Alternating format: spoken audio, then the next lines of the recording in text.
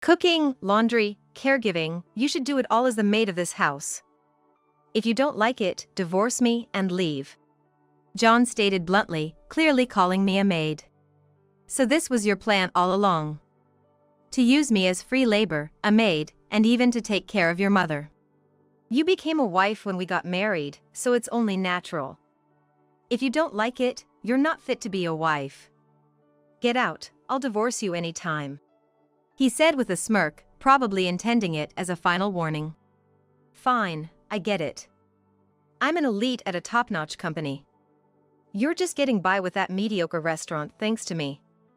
Remember that. Got it. I replied quietly, making sure John heard me. Good, just do as I say. Without a word, I turned my back on John and muttered softly. Then you're fired. What? As a result of my actions, my elite husband was. My name is Emily Smith, 30-year-old. I'm a restaurant owner. While it's impressive to own a restaurant at my age, it was originally my father's, and I just took over. The chef, who has been with us since my father's time, still cooks in the kitchen, preserving the original flavors. I've managed to keep the restaurant going with the help of these longtime staff members. I'm still learning. I took over the restaurant at the age of 22, right after graduating from college without pursuing a job, as it was entrusted to me by my father. I had a degree in economics, so I thought I had learned a lot, but reality is not always by the book. I've made many mistakes and had my share of down times, but I've managed to keep the restaurant afloat. I think I've been pretty lucky. 5 years after I took over, a man started visiting the restaurant. He would later become my husband, John. A group of suited men came to the restaurant one day. And one of them, John, became a regular after liking the taste. He worked for a major food company and was visiting various restaurants for research. I had always been curious about this restaurant, but it seemed either too central or too far out of town, so I just passed by. Yeah, I get it. It's kind of in an awkward location. I responded, and John laughed shyly. I remember thinking he seemed genuinely nice. Our restaurant is indeed in such a location. However, its taste is undeniable, attracting patrons who have been loyal for decades. Great taste. I've become a big fan. John said, becoming a regular and often chatting with me, the owner. John graduated from a prestigious university and worked at a famous company. He is like the elites in the picture. I had never been close to someone like that. He was not only brilliant but also good-looking. Tall and handsome. A definite catch. He was 7 years older than me, 34 at the time, and I assumed he was married, but he laughed and said he was single. All work and no play, and suddenly I'm this old. Pretty irresponsible, right? Despite his elite status, he had an approachable demeanor, full of humor and a gentle tone. I found myself falling for him. I thought it was unrequited love. Just the restaurant owner and a regular customer. I thought so, but then out of the blue, he confessed his feelings for me. Emily, will you go out with me on the premise of marriage? I couldn't believe it. My heart was racing, and it felt unbelievable. That such a wonderful man could have feelings for me. It was like something out of a dream. Like a fairy tale where the prince on a white horse comes to rescue the princess. I felt like the heroine of a fairy tale, and, intoxicated by this dream, I said yes. A year later, I married John. But this fairy tale didn't end with happily ever after. After the wedding, the second chapter of our story turned into a picture book painted black. Hey, you're now my wife. You understand what this means, right? John, who had always called me Emily, started saying this soon after we started living together. Yes. I'm your wife now. I replied, confused by the sudden change in his tone. Then, John suddenly raised his voice. What kind of response is that? I'm your husband, you should reply to me more respectfully. A wife should respect and honor her husband. Don't you even know that? I was too shocked to reply immediately. It was as if someone else had taken over John's body. From a prince to a tyrant. I wondered what kind of witch had cast this spell. Listen, I'm an elite, you know that, right? You have to become a wife worthy of me. I'll train you for that, so be prepared. From that day on, I was continuously ordered around by John. First, he demanded perfect housekeeping. Make sure the house is always perfectly tidy in case someone visits. That's the job of a housewife. Don't embarrass me. My family ran a restaurant, so our house was never very tidy. My dad worked in the kitchen, and my mom helped out at the restaurant. It was impossible to keep the house in perfect order.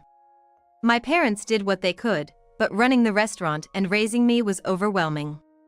My paternal grandparents lived far away, but during busy times, my maternal grandparents took care of me. That's how life managed to go on. I run a restaurant too, it's just impossible. Don't make excuses before even trying. Don't you even want to make an effort? I did everything I could, telling myself just to try, but then realizing it was impossible. Hey, I have to manage the restaurant too. Can't we hire a housekeeper for the tasks I can't manage? It's not that I didn't want to do any housework. I just wanted some help for the parts one couldn't handle, but John didn't like the idea. Why should we waste money on that? The only good thing about a housewife is that she's free labor. I was shocked at his words. Free labor, is that how John saw me?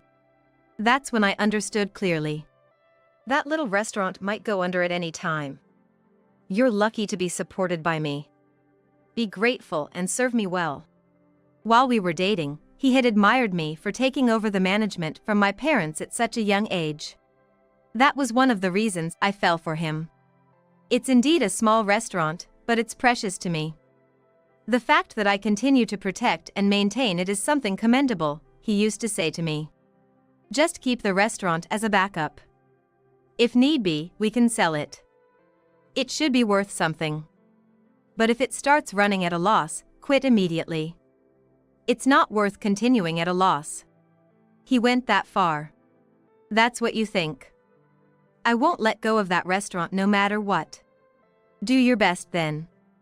But don't forget, I'm allowing it as a hobby out of my kindness. It's how much I care for you. John said with a laugh. From that day, I started to consider divorce. But I still had some love left for John, mixed with a desire to prove him wrong, to make him apologize and realize his mistakes someday.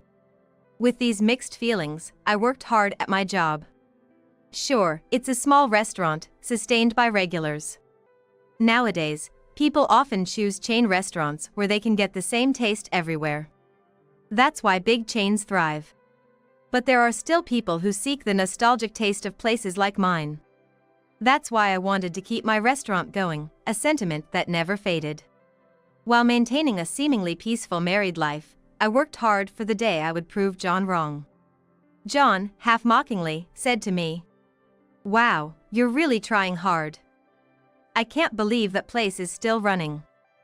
I thought it would fail soon." Well, it's okay, as long as you're also taking care of the house, you can continue it.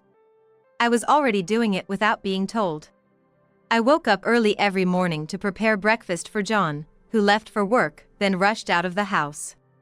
I worked hard at the restaurant all day, then shopped and cooked dinner, cleaned up, and prepared for John's return. When John came home, I would feed him dinner, prepare his bath, do the laundry, prepare for the next day, and finish up any remaining work. I cut down on sleep, meticulously planned my daily schedule, and moved efficiently to manage everything. If the house ever gets dirty, I'll make you quit the restaurant and sell it immediately. He seemed to be waiting for that day. I thought so. I felt he married me intending to have a free servant with assets. I was head over heels for John back then. Knowing how I felt, he must have thought I would never oppose him.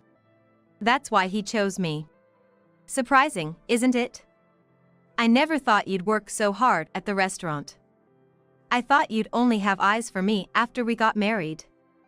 I feel betrayed. John said that one day. The one betrayed here is me, I thought. I had believed he understood and chose me for who I am. I wanted to say that, but swallowed my words. And things got worse. My mom broke her bone and is in the hospital. Your mother? His parents lived in the neighboring state, at John's family home. I didn't want to say it, but they were not very likable, just like John. John is such a proud son, graduated from a top university, and works at a top company, an elite. You, chosen by John, should be grateful and serve us well. You don't realize your good fortune. Normally, you should be bowing down to us, the parents of such a John. Exactly. Obviously, a daughter of a diner lacks proper upbringing. That's what they first said to me. Not just about me, but about my parents too. I wanted to retort, but John stepped in and calmed things down, so I stayed silent. Well, Emily is still young. It's understandable that she lacks in some areas. Think of it as potential for growth. At that point, I should have realized what this family was really like. But back then, I thought John was defending me, that he was on my side. But every time something happened, his parents kept making snide remarks. Really, John, why did you marry a diner's daughter? Right, with John's status, he could have married a daughter of a president or an executive. Emily, think about that and be a good daughter-in-law to us. John's parents seemed to think that only those working in big corporations like John were first class, and others, especially those in the service industry, were low-level and insignificant. But even though I didn't like my mother-in-law, her injury was unfortunate. I thought I should at least visit her in the hospital. But then John surprised me with his words.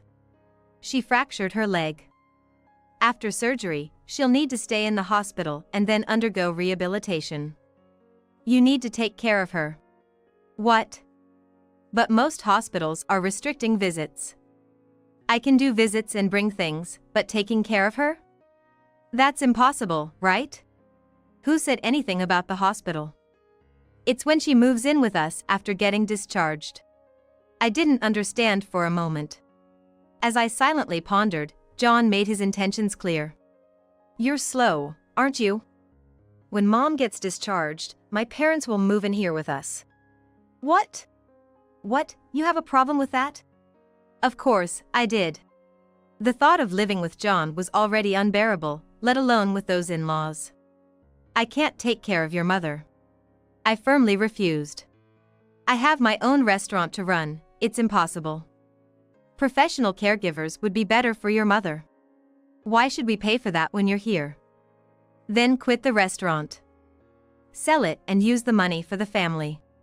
John demanded unreasonably. I won't sell the restaurant. And I won't take care of your mother. Cooking, laundry, caregiving, you should do it all as the maid of this house. If you don't like it, divorce me and leave. John clearly labeled me as just a maid. So that was your plan all along. To use me as free labor, a maid, and even for your mother's care. You became a wife when we got married, so it's only natural.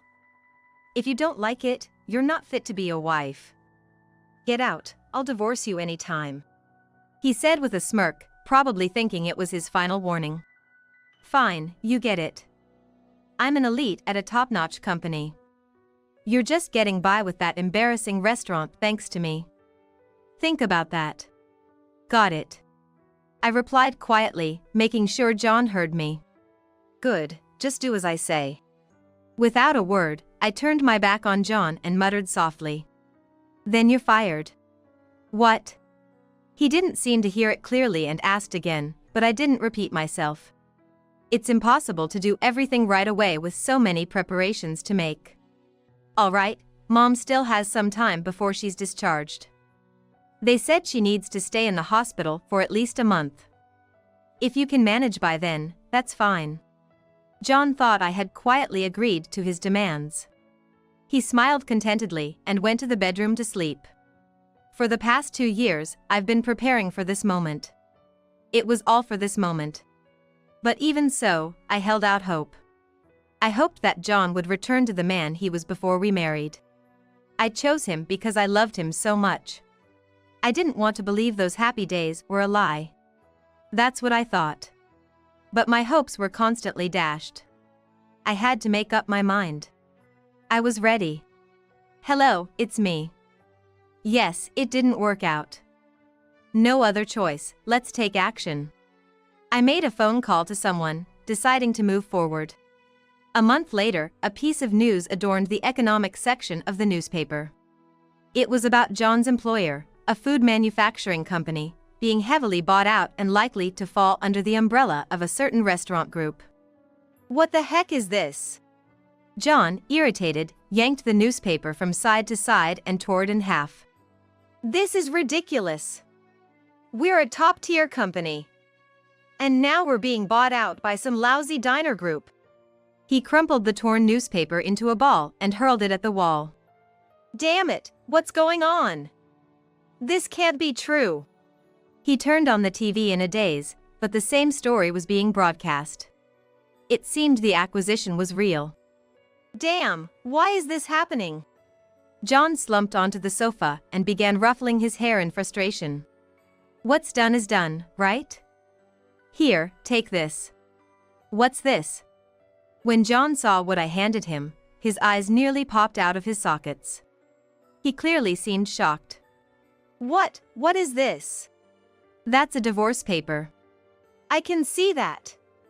What do you mean by giving me this? He crumpled the divorce paper and threw it, just like the newspaper. Another one? No matter how much you crumple it up, nothing can go back to how it was. So why a divorce? Explain the reason. Are you surprised? Have you forgotten? You're the one who said divorce.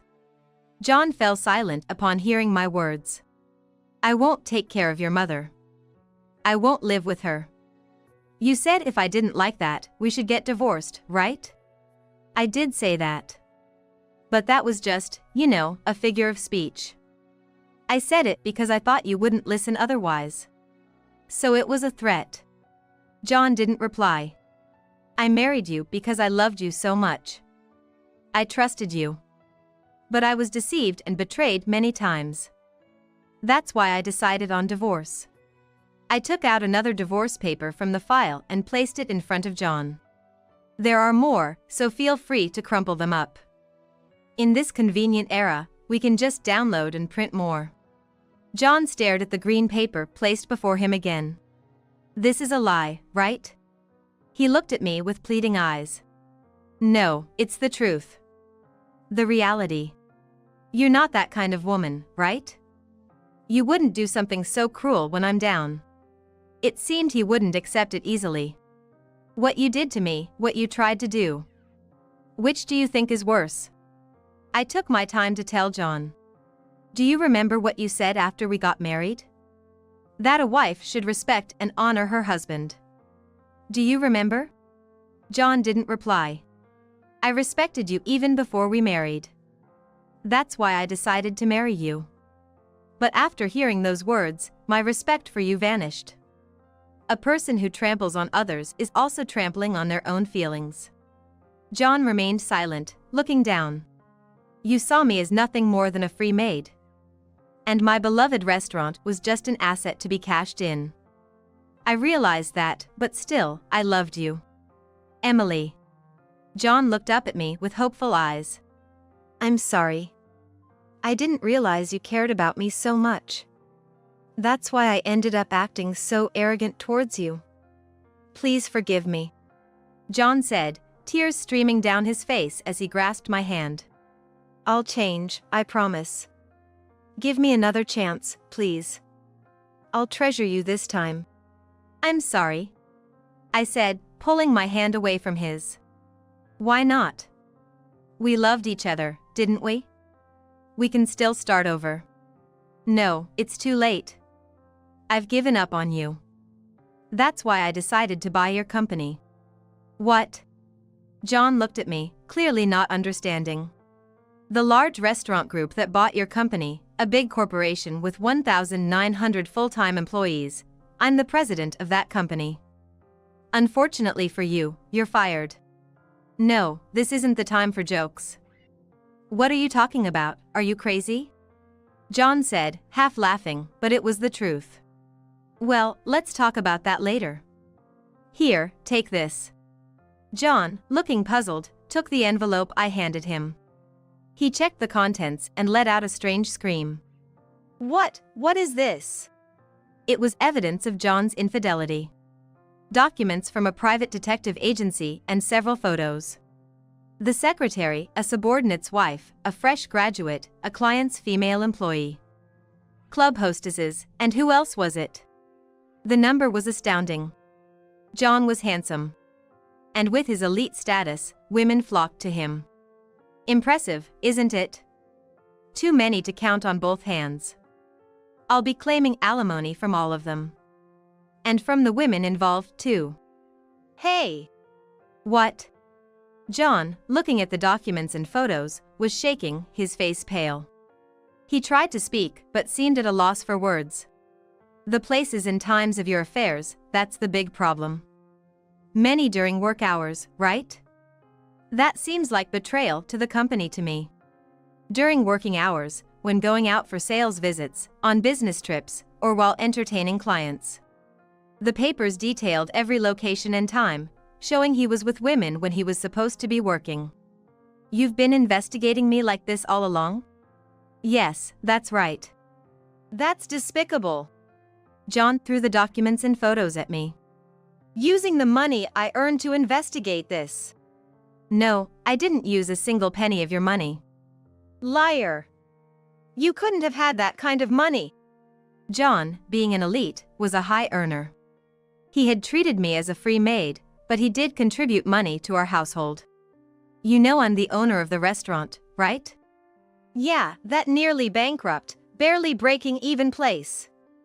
It's more like a hobby, isn't it? What kind of owner are you? Indeed, looking at just the management, it might not seem so successful. But that's not the whole story. I let John in on the truth. I ran that restaurant for information gathering. What are customers ordering these days, what sells, that's what I was researching. That restaurant was started by my father and mother. From that single outlet, it has grown into a major chain with stores not only in Japan but also overseas.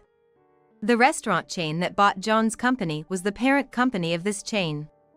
It can't be true. It's not a lie. That restaurant was perfectly located for such research. The initial success of our first restaurant was certainly due to my father's culinary skills. But what really allowed us to expand was understanding customer preferences. You never talked about your family business like that before. Did you deceive me? I didn't deceive you, I just didn't tell you. When I started dating John and began to consider marriage, my father advised me to stay quiet and observe. Looking back, I think my father saw through you. He said if you didn't change after marriage, then I should speak up. Back then, I would have married John regardless of any opposition. That's why he advised me that way. And what I told John about taking over the restaurant because my father was sick wasn't a lie.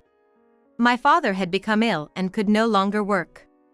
So, my father handed over the presidency to my uncle, and my father almost retired.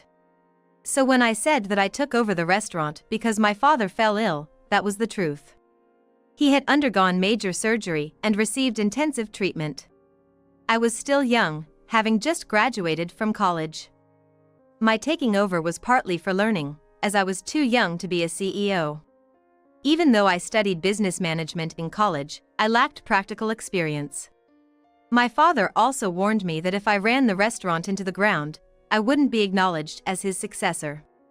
So I worked tirelessly to keep the restaurant afloat and earn his approval. He warned me not to get married to a strange man who might take over or ruin the company. My father probably thought it was best to remain silent about this, but I was convinced that John would be absolutely fine and that I could prove I could be truthful with him. So, I remained silent with that belief. But that expectation was betrayed.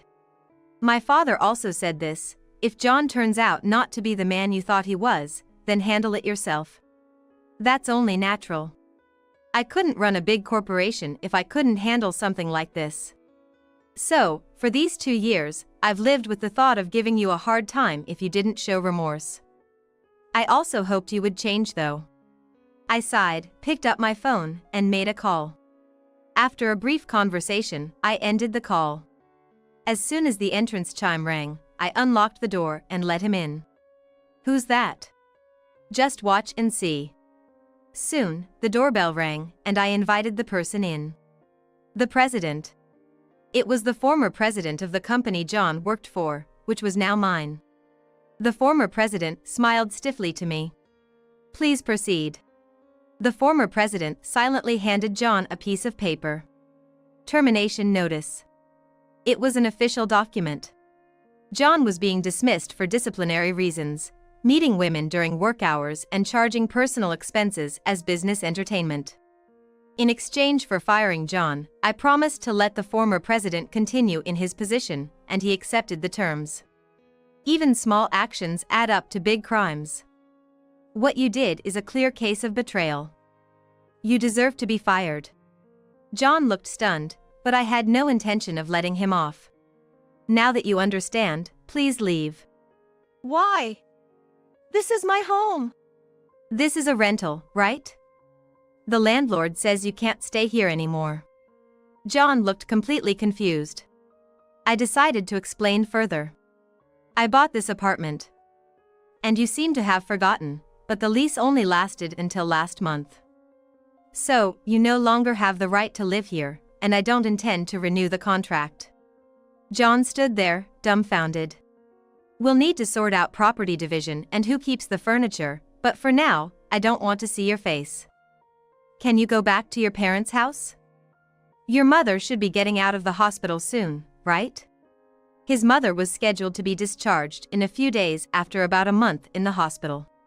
"Why don't you go back and get things ready for your mother's return? I'll contact you through a lawyer for the rest. Please, take care of it." I handed John over to the former president. "If you come back, I'll report it as trespassing to the police. We might not be divorced yet, but the landlord says you can't stay." John left the apartment silently, accompanied by the former president. There's still much to do, but this is a start. I've been getting persistent calls from John's parents, who seem to have heard that we're divorcing. "Emily, you're such an incredible person. Why didn't you tell us? You truly are a daughter-in-law to be proud of." The divorce is a joke, right? You loved John so much. Why not forgive a fling or two? It's just a man's way.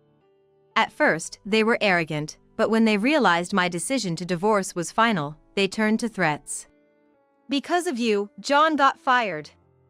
How are you going to make up for it? We'll claim alimony. What you did is unforgivable. Hiring a detective to investigate your husband's behavior, what will people think of you if this gets out?"